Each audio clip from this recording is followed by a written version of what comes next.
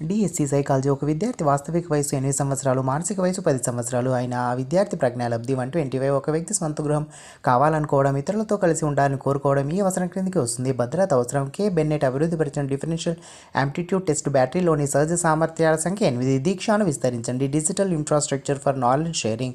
జాతీయ విద్యా విధానం 2020 ప్రకారం విద్యా స్థాయిలు 5+3+3+4. తరగతి గదిలో బోధన చేయనప్పుడు ఉపాధ్యాయుడు ఈ విషయాన్ని గుర్తుంచుకోవాలి. వైయక్తిక భేదాలు. 20 బహుళైచ్ఛిక ప్రశ్నల నుండి ఒక విద్యార్థి 15 ప్రశ్నలకు సరైన సమాధానాలు ఇచ్చాడు. అయినా అతని గుర్తింపు గణన 75%. పిల్లల్లో భాషాభివృద్ధి వీటిపై ఆధారపడింది. అనువంశికత మరియు పరిసరాలు రెండింటి మీద. అంతని ద్రాక్ష పళ్ళు పుల్లన అనే దీనికి ఉదాహరణ. హేతుకీకరణ. కిరణ్ 2 ఉద్యోగాలకు ఎంపికయ్యాడు. అతనికి 2 ఇష్టమే, కానీ ఒకదాన్ని ఎంచుకోవాలి. ఇది ఉపగమ సంఘర్షణ. క్రింది వానిలో పిల్లల పెంపకం రకాల్లో విజయవంతమైనది సాధికారతత్వ పెంపకం. 1 మెగాబైట్ దీనికి సమానం. 1024 కిలోబైట్స్. ఐక్యూ 160 కలిగిన బాలుడు ఈ కేటగిరీకి చెందుతాడు. ప్రతిభావంతులు. క్రింది వానిలో విస్మృతికి కారణాలు. అనుపయోగం, అవరోధం, దమనం.